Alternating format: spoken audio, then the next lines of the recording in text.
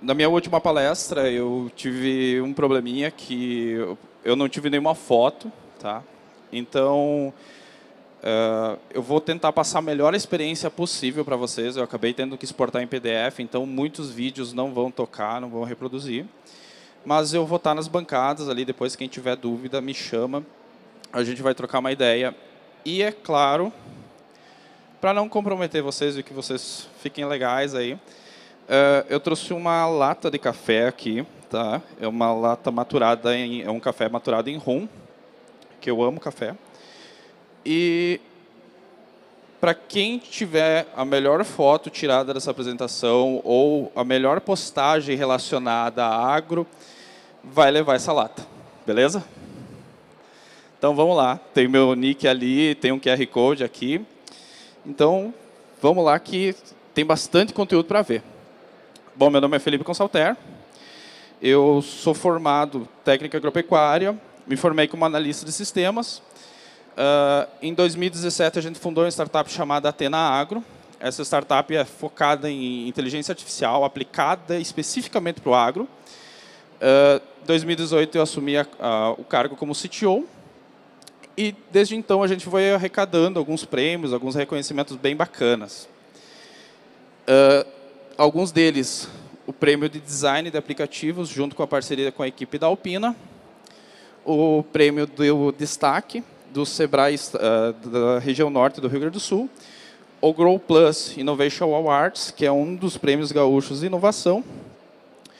E depois foquei totalmente na parte back-end, e desde então eu venho trabalhando com isso.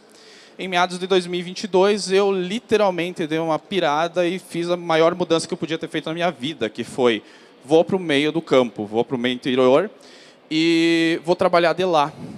A pandemia nos mostrou isso, que é possível e a gente consegue fazer isso. Então, comprei minha Starlink e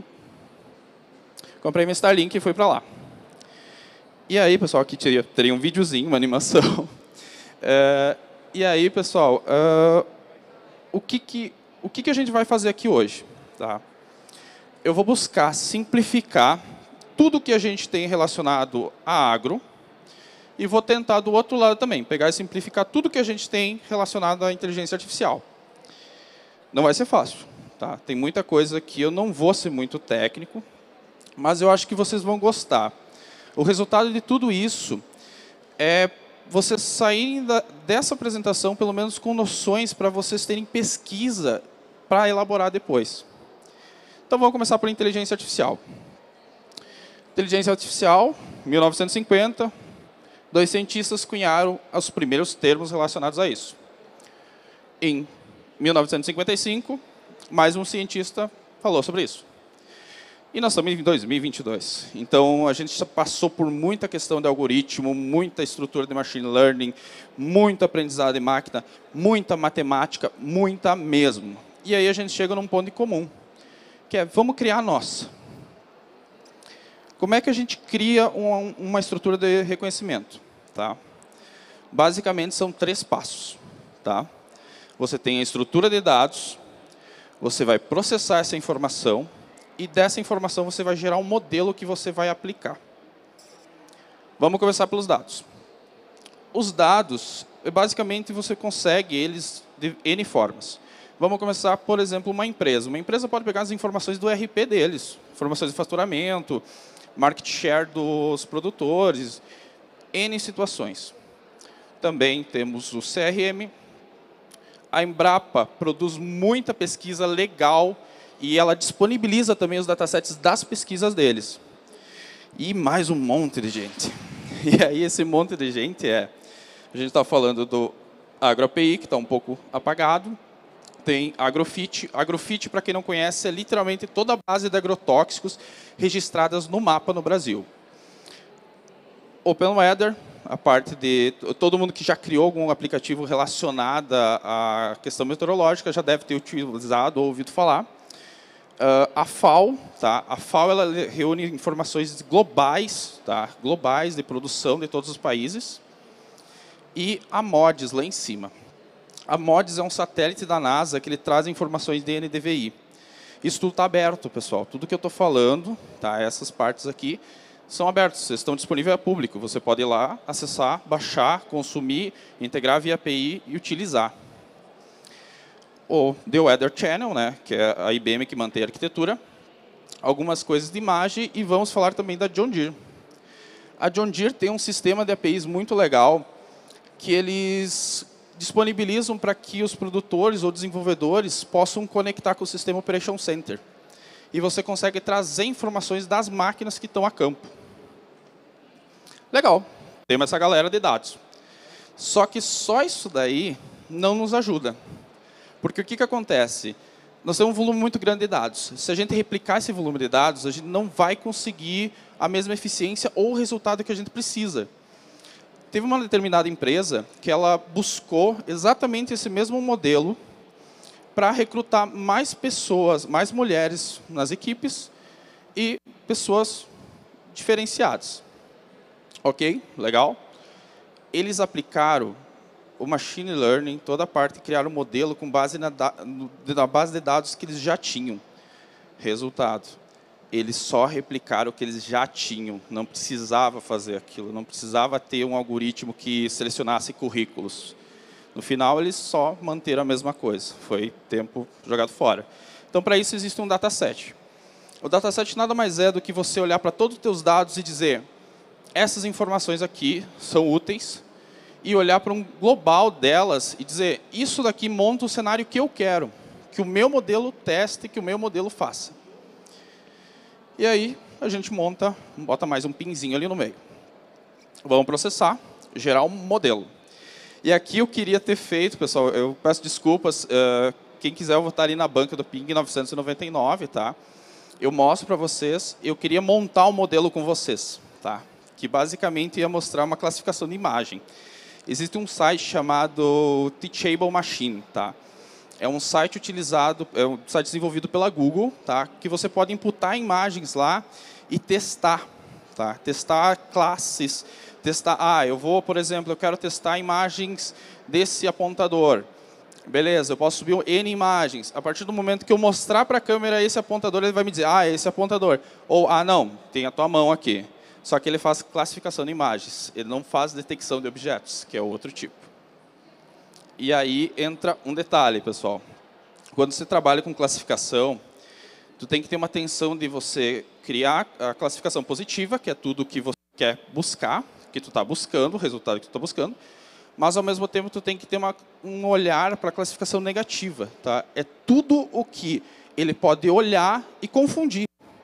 Por exemplo, um cenário que nós tivemos foi quando nós estávamos treinando para reconhecimento de lagartas, um desenvolvedor tirou uma foto do teclado e o cabo do teclado foi reconhecido como uma lagarta.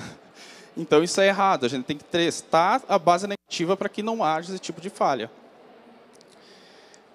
E vamos começar falando sobre água. Antes da gente chegar no 5.0, a gente tem que entender um pouquinho do que está rolando no 4.0. E o 4.0... vocês vão encontrar N conceitos na internet, muita informação, mas se vocês olharem todo o espectro que tem de IoT, GPS, dados de produtividade, a parte de Big Data, equipamentos conectados, vocês vão olhar e vão perceber que tudo é ferramenta. Tá? Vocês não têm uma efetividade nisso. Vocês conseguem olhar como uma ferramenta de tomada de decisão. Vocês vão olhar para o monitoramento, vocês vão olhar para alertas, e esses indicadores vão te guiar. Mas eles não vão tomar decisão por ti. E aí a gente entra num ponto que é, tá, beleza, a gente tem ferramentas, mas como é que funciona a nossa decisão? E aí nós temos esse espectro de decisão. Quando o produtor está no campo e ele pega uma planta, ele olha e diz, essa planta está com problema, eu preciso passar um defensivo nela. Ou, esse problema está aqui no meu trator. Entendeu? Ele é pontual, é na hora. Ele vai olhar, identificar e já vai tomar uma ação. Quando a gente fala em trator e equipamento, tem muito sensor que ele vai olhar e ele vai levar alguns segundos para passar isso para o produtor. E o produtor vai olhar e ele vai levar um tempinho ali para dizer, não, ok, ou não, está errado, vamos ter que ajustar. Drones. Quando você coloca em drones, monitoramento, existe uma barreira muito grande da questão de qualidade de imagem. E aí a qualidade de imagem peca em algumas situações. Que é, por ser muito grande, demora muito tempo para processar e você tem horas. Normalmente, no mapeamento de uma área, você vai ter em torno de 72 horas em média de tempo até te entregar um resultado no produtor, que o produtor vai pegar, olhar e vai dizer, não, tenho que aplicar nessa área. E aí, satélites é dias ou semanas. Satélites é uma tecnologia legal, mas ela vai demorar bastante tempo. Porque o satélite, muitas vezes, ele vai passar naquela área, pode ter nuvens, ele vai ter que passar de novo, e vai, então é dias e semanas. E aí eu vou mostrar algumas coisas que a gente fez com a Athena. Tá? A Athena, a gente fez um projetinho que foi, literalmente, um aplicativo de reconhecimento de pragas. Começamos como um hobby, e como todo hobby, foi crescendo, mais gente foi se envolvendo, a gente foi testando mais coisas, e foi bem legal. A gente recebeu os prêmios com esse aplicativo. E aí, pessoal, a gente passou do reconhecimento de classificação na imagem, a gente percebeu que não funcionava. Se tu tira foto numa planta que tem mais de uma praga, você precisa identificar todas elas. Você não pode dizer aquilo só tem uma praga, não. Então, Object Detection. E ele identificando aqui algumas pragas que tinha na lavoura. E aí a gente passou por um outro estágio, que o pessoal entrou em contato conosco e pediu, olha, a gente precisa olhar para o campo e identificar as EVM resistentes. E a gente passou a treinar a IA para reconhecer as EVM resistentes no meio da lavoura. Legal. Mas o que isso gera para nós? No final de tudo, a gente tem um plano de ação. E também a gente tem alerta de proximidades. Quando um produtor identifica determinados pontos, ele consegue dizer para os próximos produtores ao redor, dizendo, olha, essa praga incidiu na minha propriedade. Vocês podem agir antecipadamente, passar o defensivo e vocês se precavirem dessa praga chegar na propriedade de vocês. Porque ela vai ir para outro, para outro, para outro, para outro. E na parte de pragas, a gente criou um mapa populacional, que ele dizia quais as regiões de incidência de cada praga e os locais de incidentes pontuais para a gente tomar decisões a ponto de... A gente percebeu que nesse ano a incidência maior é aqui, no ano que vem a incidência maior é aqui. Não, espera aí, tem alguma coisa errada aqui. Entendeu? Você acaba controlando ali para que não tenha que fazer um controle total de toda a região. E aí, pessoal, eu quero mostrar para vocês o quanto é simples, porque vamos falar de tecnologia, vamos aplicar e tudo mais, e normalmente se fala muito em muito conteúdo, e vocês vão perceber.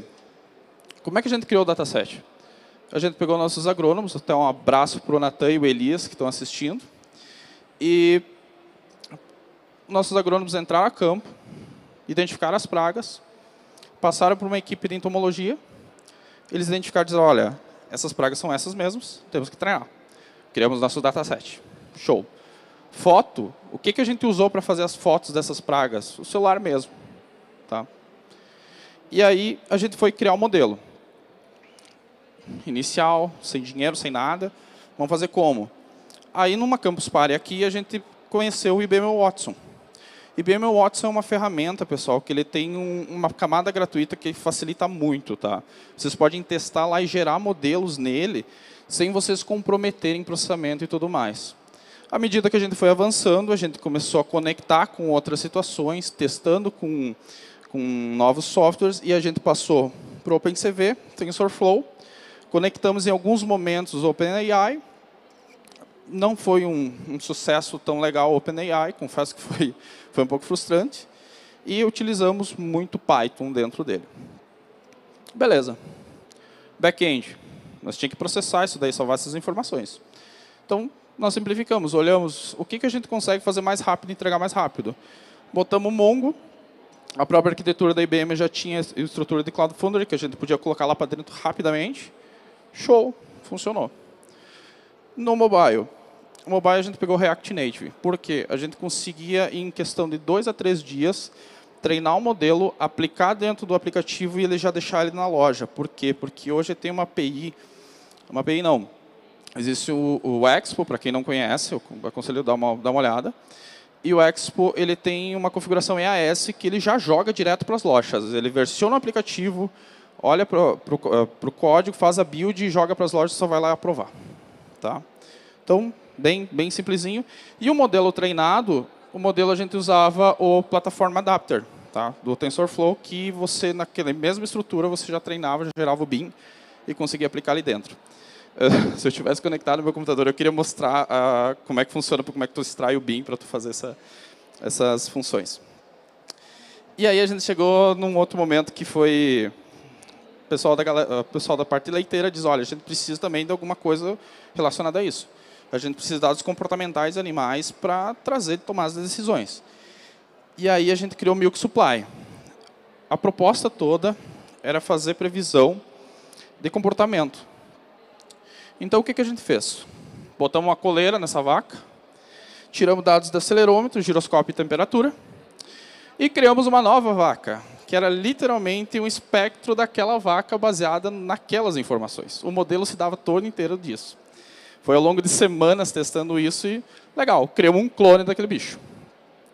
E aí, como é que a gente faz a previsão mais para se ter testes em cima disso?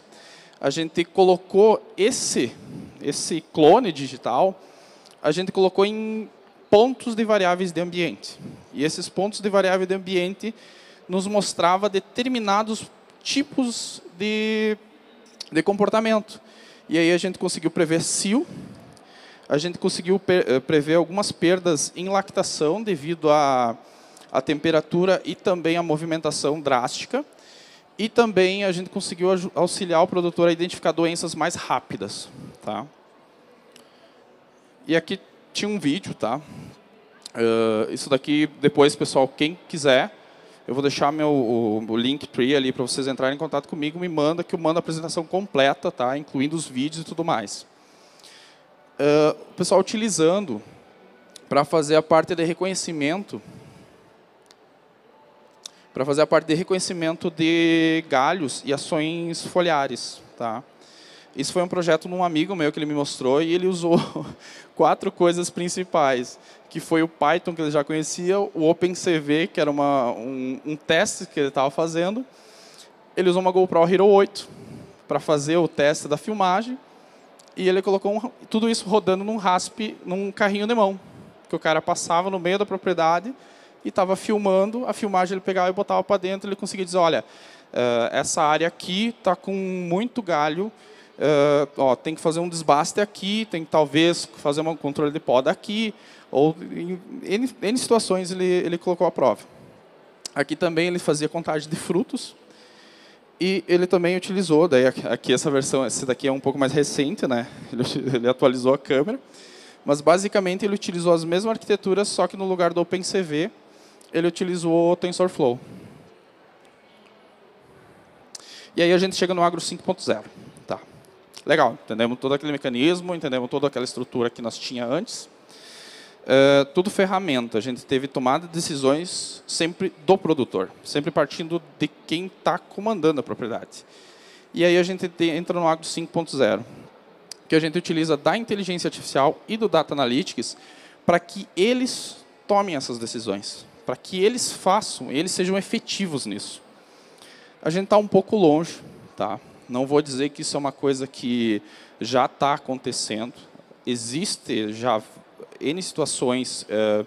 Eu até ia mostrar um trator autônomo aqui no final, mas em função do vídeo não vai ter. Que já tá rolando algumas coisas. A gente tem muito chão ainda para chegar nessa tomada de decisão, mas a gente está chegando lá. A chegar ao ponto que a própria máquina olha, entenda o cenário que ela está e ela ligue um pivô de irrigação. Eu não preciso estar lá e dizer, olha, essa região aqui está ruim, eu preciso estar seca, eu preciso que ligue tal pivô, eu vou ter que ir lá bater a chave, ou receber um alerta que eu faça isso para o negócio. A máquina vai entender e vai fazer. Ou que ele finalize um plantio, seja trator autônomo, seja rodando lá, e ele finaliza o plantio para mim e só me diga, ó, finalizei, estou voltando para a garagem. Ok.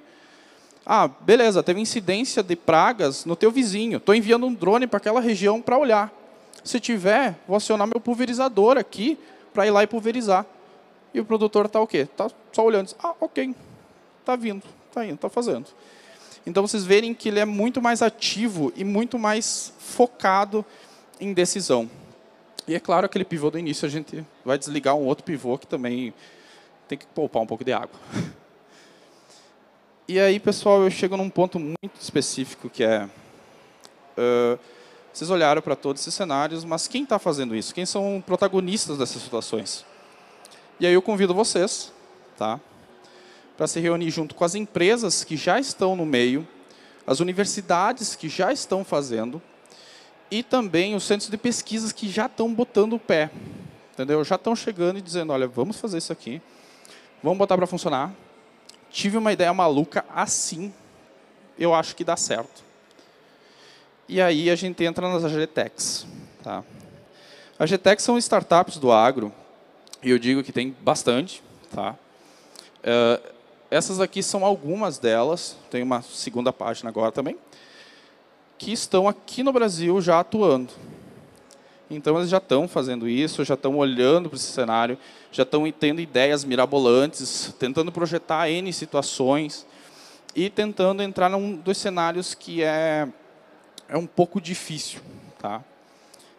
Não é um cenário muito fácil, o agro, tá? Mas ele é um cenário muito rico e muito gratificante.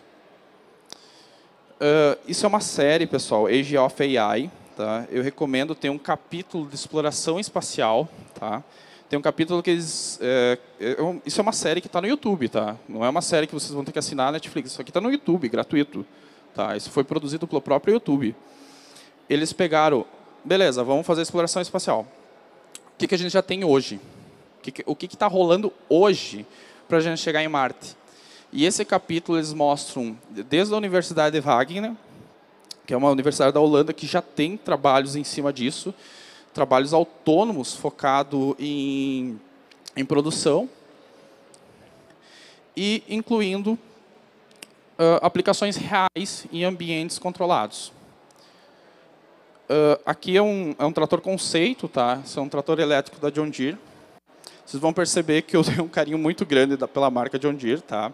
Eu trabalhei com a equipe, recentemente eu me desliguei em função da minha carreira, mas eu tenho um carinho muito grande.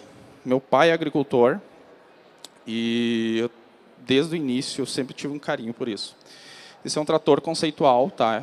Eles produziram, existe o protótipo, mas ele é muito conceitual. Deixa eu lembrar. Em 2020 e 2021, a John Deere comprou uma startup chamada Bear Flag, nos Estados Unidos. Todo mundo olhou e disse, olha, comprou uma startup de inteligência artificial. Legal. E aí? O que vão fazer? Em 2022, na CES, ela apresentou o primeiro trator autônomo, que foi o 8R Autonomous. E aí vocês devem estar perguntando, como é que ele funciona? Como é que é essa autonomia dele? O produtor chega na lavoura, dá um comando para o trator vai fazer as coisas dele, o produtor vai, senta e deixa o trator fazer. Agora vocês perguntam, mas tem lugar para o produtor chegar e sentar, assim como um carro Tesla? Que o Tesla ele tem autonomia, mas você pode dirigir ele também. Então tem muito disso. Ele tem. E há boatos, tá? Isso ainda não saiu confirmação da equipe da John Deere, que isso seja vendido como se fosse um kit da vírgula. Não sei se vocês já ouviram falar da vírgula. Ninguém? A vírgula é uma startup, ela já está num estágio de empresa bem mais avançado. Eles vendem um kit que você coloca em qualquer carro e você transforma ele em carro autônomo. É claro que não é exatamente qualquer carro, tipo a proposta deles é alguns carros e tu vê que eles colocam em alguns modelos específicos devido à compatibilidade. Mas basicamente você coloca um kit de câmeras e ele se conecta e ele consegue fazer todo o reconhecimento, ele quase transforma um carro num Tesla. E seria um pouquinho disso, pessoal, que eu queria trazer para vocês. Eu espero muito seriamente ter passado um pouco dessas informações, trazer um pouco de conhecimento. Talvez muitos de vocês já conheçam isso.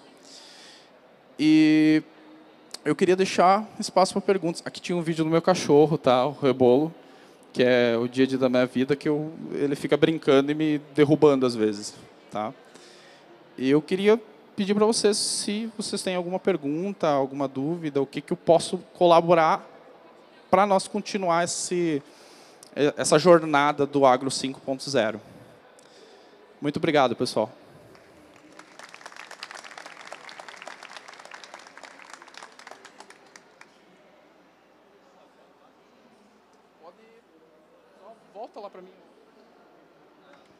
Só volta ali para mim, rapidão. Tem ali meu Instagram, só postar e me marcar. Tá? Tem aqui também no QR Code grandão, ele tem o link para o meu Instagram. Depois eu vou sentar na bancada, eu vou olhar com carinho todas as imagens. Tá? E eu espero que gostem do café, porque é um café bem legal.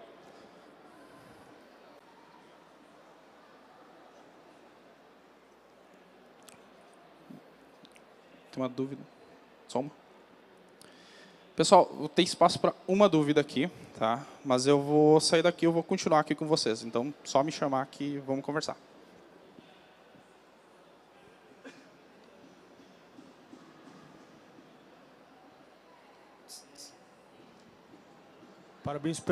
Parabéns primeiro pela palestra, né? A palestra é bem interessante e é algo bem inovador e a gente vê assim como é que está, né, crescendo essa área da inteligência artificial juntamente com o agro, né?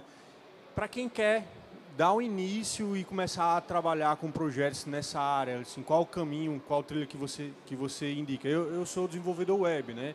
Então, quais caminhos você indica percorrer, né? Além de estudar a inteligência artificial, né? Quais tecnologias, perfeito, né? Perfeito. Cara, é uma excelente pergunta, tá? Muitas vezes o pessoal me chama de lá e diz, olha, eu quero fazer isso daqui, como é que eu começo? O que eu recomendo, tá? Você chamar pessoal do agro, tá? Eu não estou dizendo, chama o agrônomo, ou chama o fulano, ciclano e beltrano, que trabalha com uma empresa do agro. Eu não digo isso, eu digo, vai para o campo, tá? Conversa com essas pessoas que estão lá diretamente, pode ser vendedor, pode ser o engenheiro agrônomo que está recomendando o defensivo para o produtor. Conversa com esses caras, porque eles vão entender muito mais das necessidades deles do que muito pessoal que se gasta muito dinheiro. Tá? Isso eu estou falando porque eu já acompanhei várias empresas de cunho agrícola e se gasta muito dinheiro pensando no que o produtor precisa. E muitas vezes, chama o produtor para uma conversa, paga um café ali, toma um mate com ele, entendeu? Isso colabora muito, tá? Ajuda muito. Então, eu sempre recomendo procurar essa galera, tá? Se eu tenho amigo, tio, que é do agro, que trabalha, vai lá com ele, entendeu? Conversa com esses caras, entendeu? É muito rico e você consegue, além de bons clientes, excelentes amigos. Bom, me deram encerrado aí, pessoal. Muito obrigado. E agradeço a todo mundo ali que me salvou nesse momento ali.